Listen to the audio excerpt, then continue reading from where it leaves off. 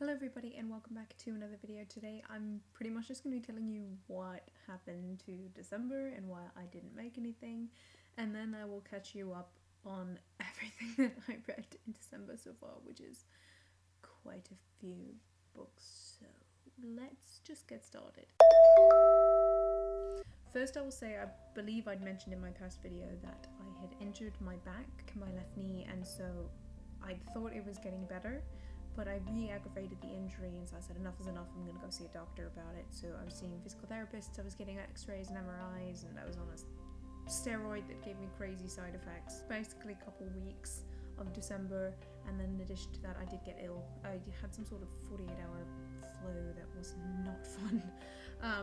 So pretty much I just was in a funk for most of December, and also with the holiday coming up I just did not have the chance to film, and for that I do deeply apologise. Although also to throw another wrench to that, I did have some technical / computer problems. So you may remember a period in September, I believe, when I was without a computer. I was doing all my videos on my iPad, and what I ended up doing was that Lenovo, it sits as a glorified desktop on my desk and it doesn't travel. I don't really use it all that much. But I bought a refurbished MacBook Pro 15-inch because I needed a new laptop. It was about time I got a Mac because my industry is effectively dominated by Macs, and not only that, I could not reasonably afford a brand new top of the line MacBook Pro, which is what I would have to get, because the retail price makes me just ill to even think about it. So I bought the refurb. I clearly obviously didn't do enough research, because apparently the body of my MacBook Pro was a late 2011 model. The rest of it, with the exception of the battery and the motherboard, logic board, was all new stuff, and it had been souped. I'd gotten it souped up to function like a top of the line MacBook Pro 15-inch Retina. However, what I didn't know was that apparently with the late 2011 model, some of the logic boards would start to go out for no good reason.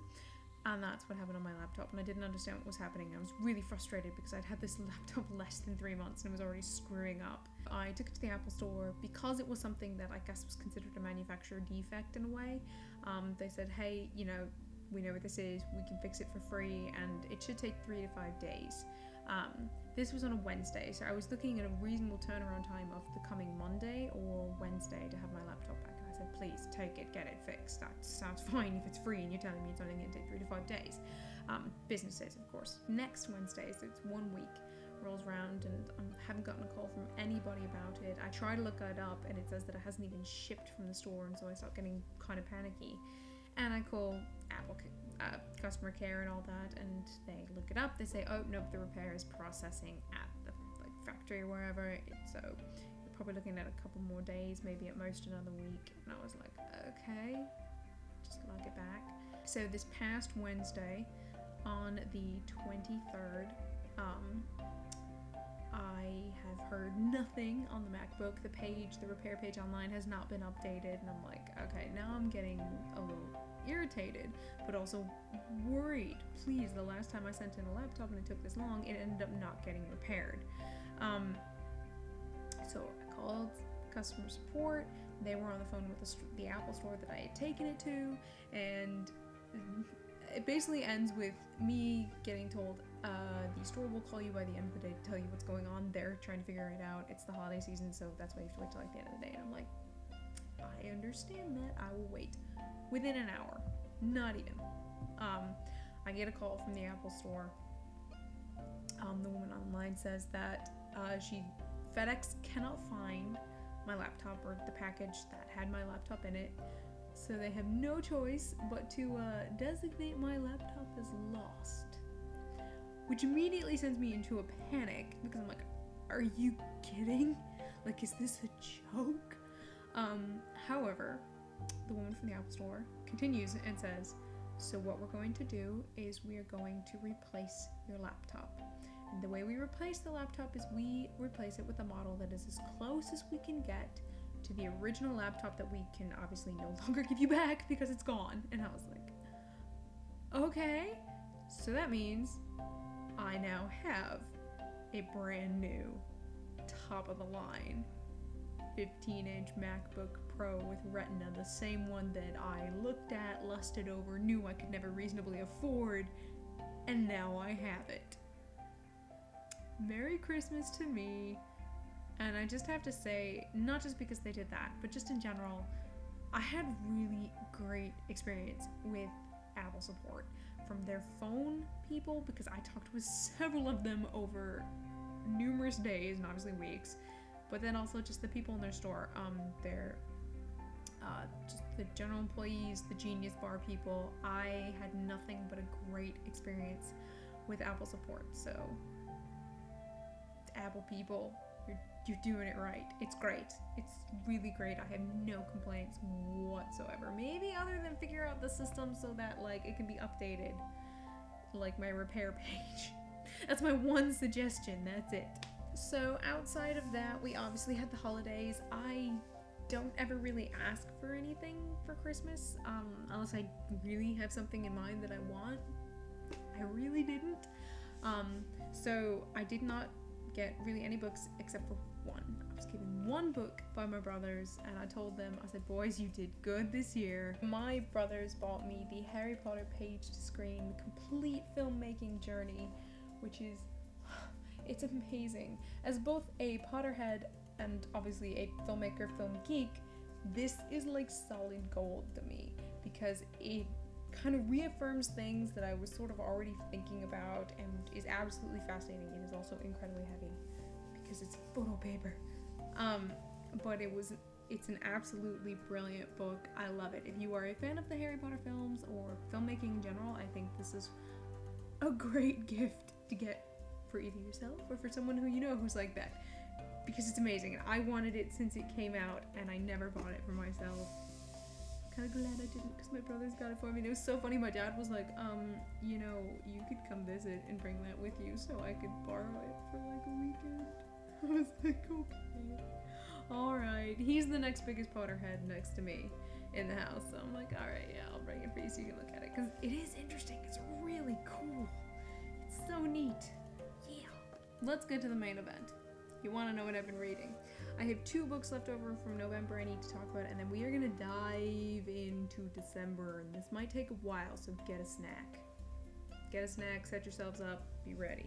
I read Saturn Run by John Sanford. Now, Sanford's books I've never read. I know he's very popular. I think he writes kind of thriller mysteries. This one I picked up because I don't know if this is his first foray into science fiction, but I'm assuming it is.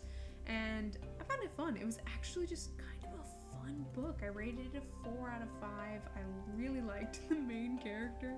He starts out as one thing, and then you like learn so much more about him throughout the story, and I was like, alright, I dig your main, I dig the pro tag, let's keep going with this. I read The Collectors, a His Dark Materials story by Philip Pullman. I gave this a 4.5 out of 5 stars. This story deals predominantly more with Miss Coulter, so it's like very much pre the His Dark Materials storyline, and I enjoyed it a lot. Speaking of His Dark Materials, the podcast that I helped produce called The Book Table, we put out an episode in which myself and several others talked about the His Dark Materials series, and it was a really fun conversation.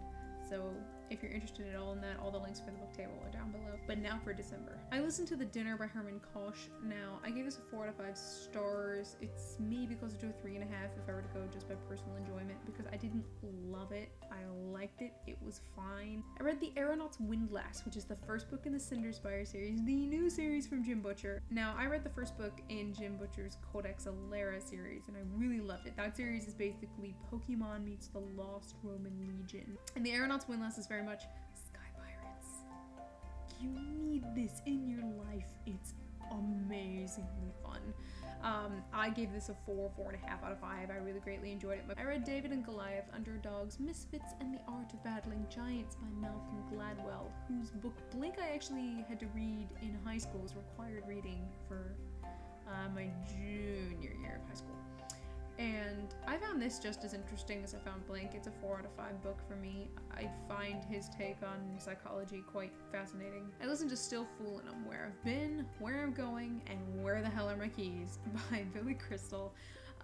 This is probably the funniest memoir I've ever listened to, because 1, it is narrated by Billy Crystal himself, and 2, he does part of it he performed it live in front of an audience like it was a stand-up set, and that makes it even better because his timing is extraordinary. So obviously this book was a 5 out of 5 star book for me. I absolutely loved it. I read City on Fire by Garth Riss-Kalberg. Now this is a massive 900 plus page debut novel. There was a lot of hype in kind of the adult fiction world for this book, and so I was really interested and keen on it. Sat forever on the waitlist at my library for the ebook, and I liked it. It was fine, I guess. I gave it a 3 out of 5. I really didn't love it as much as I thought I was going to, and I think it's because I was just really uninterested in the time period. It's like 1970s New York, and I was like, oh wow, I could really care less about this. So I read my arc of Sleeping Giants, the first book in the Themis Files by Sylvain Neuville.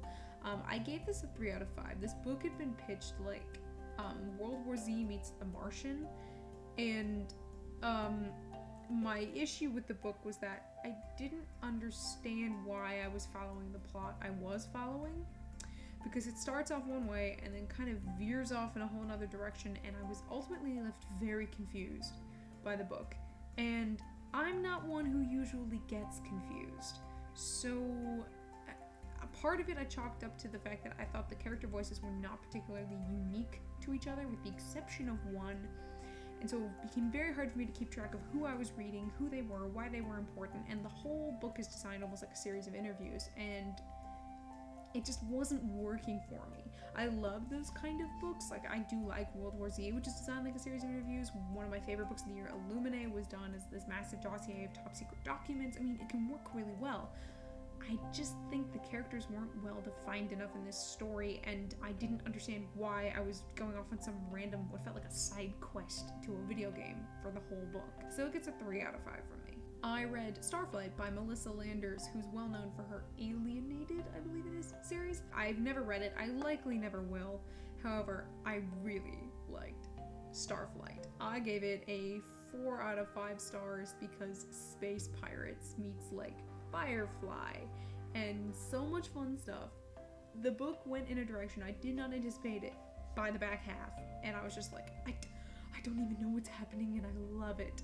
I don't even care that this is like really ridiculous. It's great. It's good fun. It has that kind of fast-paced fun that Firefly had, and definitely designs itself with that kind of quasi-western element. I read a much coveted arc of Passenger by Alexander Bracken. More pirates, except like normal pirates, you know, like 18th century, 19th century pirates, and time travel. Yeah, it was awesome. Time travel, I often say, is a double-edged sword. Either the author explains it or they don't. If they explain it, they have to explain it really well because I have to buy it. And if they don't explain it, everything else better be good enough for me to not be sitting there wondering why you're not explaining it to me. I thought Ms. Bracken does a phenomenal job, again, with utilizing time travel and like quasi-explaining it, but because we're in one particular character's perspective and this character really doesn't know anything about how this works, I'm okay with that. And it avoids like long periods of info dumping, and it has one of the best cliffhanger endings that left me going, excuse me, what just happened? So it gets a 4 out of 5 stars from me, and I need Wayfarer in my hands, like right now. I listened to Keep Moving and Other Tips About Old Age by Dick Van Dyke. Obviously, I'm not that old that I need the tips on old age. However, I love Dick Van Dyke. I've loved Dick Van Dyke since I was like really little. So I gave it 4 to 5 stars. It was entertaining just because Dick Van Dyke is so charismatic, even when it's just his voice, that you can't help but like it. I listened to Professional Integrity, the Ryuria Chronicles. Putting it on the screen, can't pronounce, don't know, someone explain to me how. Number 2.6, which I didn't know when I got it because it was free on Audible, and I thought it was a great story. It's by Michael J. Sullivan. I gave it a 4 out of 5 stars, and I guess now I'll have to go read the series. I read Waterloo, The History of 4 Days, 3 Armies, and 3 Battles by Bernard Cornwell. Now, Bernard Cornwell is known for a lot of his historical fiction. This, however, is a non-fiction book. It's just a history book on the Battle of Waterloo. And while, for me, he didn't necessarily tread new ground on the story of the Battle of Waterloo, he really writes exciting stuff, and he writes it in an exciting way that I got really into the book, and I really enjoyed it. I gave it a 4 out of 5 stars. I listened to Shadow's Edge, which is the second book in the Night Angel trilogy by Brent Weeks. Now, this is a fantasy assassin book. I had read the first book months ago, maybe last year. I don't even remember when I read the first book, and I think I gave it a 3 out of 5. I thought it was like fine, but I didn't love it. I had not anticipated reading more of the series. However, I picked up the second book as an audiobook because I'd been sick and I just wanted to sit and listen to something, and I ended up enjoying it more than the first book. I gave it a 4 out of 5 stars. I was surprised at how well I still remembered all the characters, because I figured I would have forgotten them by this point, but nope, still knew them. I listened to Alaska by James A. Michener, and talk about a long audiobook. It took me like 4 days to listen to this. Still gave it a 4 out of 5 because I enjoyed the heck out of it, but yeah, it's long.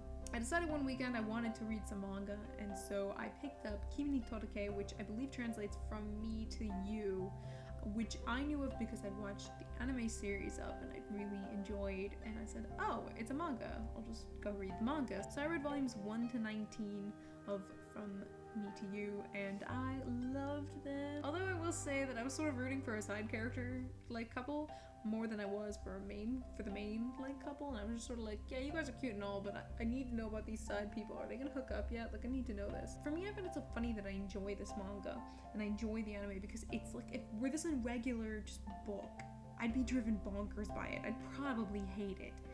But I think because it's manga and it's anime and it is so stylized and stylistic that I'm willing to forgive the fact that the plot is frankly a little bit ridiculous and kind of silly. It's part of the art of it. That medium is about the art of it. So, I don't know. I always wondered this about myself, is why I can like that in manga and anime, but any other way, and I'm just like, no. Now, over one of the weekends, I went to go see In the Heart of the Sea with my dad. And so I became interested in the story of the whale ship Essex. So I listened to the narrative of the most extraordinary and distressing shipwreck of the whale ship Essex by Owen Chase. For the longest time, it was the only known first-hand account of what happened to the whale ship Essex. Owen Chase was the first mate, and I gave it a 4 out of 5. The story was great. The reader wasn't so hot, but the story was great, and I ended up really enjoying it. It was interesting to hear Owen Chase's account. I read The Dante Club by Matthew Pearl. It involved murders that were pretty gruesome and harkened back to Dante's Inferno, hence the title. And I really enjoyed it. I gave it a 4 out of 5. There were some scenes that I genuinely thought were pretty disgusting, and I was just like, oh, that's nasty. And also blowflies. Oh god, just oh no. That's ooh. Other than that, it was brilliant. 4 out of 5. I really enjoyed it. I listened to The Chimes by Charles Dickens because every year Audible usually has some sort of gift for their members around Christmas time, and this year it's The Chimes by Charles Dickens as narrated by Richard Armitage. That man could read me the phone book, and I would listen to it like it was high literature. I think he's a really wonderful actor, and I think he makes a great reader. There's something about his voice. I mean, he's got a great baritone voice, which I really love, and he does all the voices for Dickens, which when you do Dickens, I think it's all about doing the voices for each character, and he nails it. He also apparently has a version of David Copperfield coming out within like a month or 2, I think. I'm gonna put the date on the screen because I can't remember it off the top of my head. David Copperfield isn't even my favorite Dickens, and I will be getting that because he's reading it. Like, no other reason than that he's reading it. I read Their Fractured Light by Amy Kaufman and Megan Spooner. This is the 3rd and final book in the Starbound trilogy. This was a great conclusion to the series. I gave it a 5 out of 5 because I had so much fun reading it. I loved the new pairing and getting the other 2 pairings from the previous 2 books to come back and just hurtling towards the great conclusion. Oh, it was awesome. Now, this is a really wild science fiction trilogy. I would say you don't necessarily have to read the first 2 books in order. I actually read This Shattered World before I read These Broken Stars. I was minorly spoiled, but not entirely. But you cannot read Their Fractured Light without at least having read the previous 2 books, because you're going to be really confused and you'll just ultimately spoil yourself for the whole thing. I read volumes 1 and 2 of The History of the Decline and Fall of the Roman Empire by Edward Gibbon. Each of these books are absolute tomes. They clock in at over 1,000 pages, and I believe there's something like 6 or more volumes in this thing, and so I have a long way to go. I rated both of them 4.5 out of 5 because I love ancient Roman history. So of course I really liked these books. I read an arc of a book called Blood, Ink, and Fire by Ashley Mansour. Now, I thought the premise for this book was good. It's the idea that the written word is completely obsolete, and that's sort of your dystopia world. But there was insta-love, which was immediate huge point against it for me personally. The other thing is that I couldn't justify the length of the book. It ended up being a fairly long book, but nothing really happened, and I was really confused by that. So I had to give this book a 2.5 out of 5. I just genuinely didn't enjoy it, and I'm sure there are plenty of people who will love it, but it just didn't do it for me. I read Carry On by Rainbow Rowell. Now, this is a book that I enjoyed immensely. I give it a 4.5 out of 5 stars. I really love Rainbow Rowell, and for her first foray into fantasy, I hope she writes more. I read Off the Page by Samantha Van Leer and Jodi P. Cole. This is the sequel to Between the Lines, a book I read back in 2013, I want to say, and I really enjoyed immensely. And I loved Off the Page just as much. It was great to return to these characters and see the new kind of trials and tribulations they had to go through. I read The Book of Three, the first book in the Chronicles of Prydain by Lloyd Alexander. If you've never read this series, you might at least be familiar with the title of the second book, which is The Black Cauldron. I knew the film The Black Cauldron that was done by Disney back in the 80s, 70s, 80s, because my brother actually really liked it. I didn't. I did not like the movie. There's a character called Gurgi, and it's an it, and I hated it so much. It killed the film experience for me. However, I had heard from people that they really, really liked the books. So I said, all right, let's give it a shot. And I hated this book. I gave it a 2 out of 5. I couldn't stand it. I think there was one character I liked, and I can't even remember his name because that's how little I cared. He was some sort of knight or something. I don't know. And that's it. I was really hoping I would like it because it was based on like Welsh mythology and stuff, but nope. Couldn't stand it. Wanted to hit every single character that I met, with the exception of that one whose name I can't remember. And I only read this book maybe like a week ago, so that tells you how much I liked it. Will not read the rest of the series. I have absolutely no interest. I listened to Moby Dick, or The Whale, by Herman Melville. Confession, I'd never actually finished Moby Dick. I'd gotten about halfway through it many, many years ago, and I only started reading it because it's quoted by Captain Picard in First Contact, which is one of my favorite Star Trek movies of all time. So, like, super nerdy reasons I'm reading this book. And I gave it a 5 out of 5. I thought it was magnificent. I really loved it. Everything about it. The writing was great. The story was great. The characters are great. I was actually interested in hearing all the stuff in the whaling industry. What a great book. Like, oh my goodness.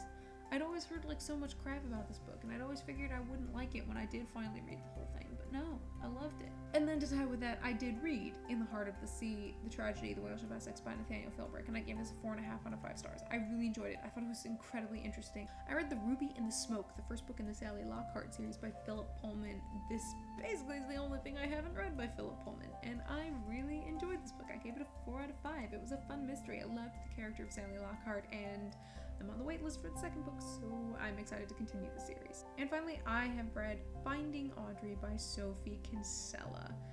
This book, I believe, is Miss Kinsella's young adult debut, and what a debut.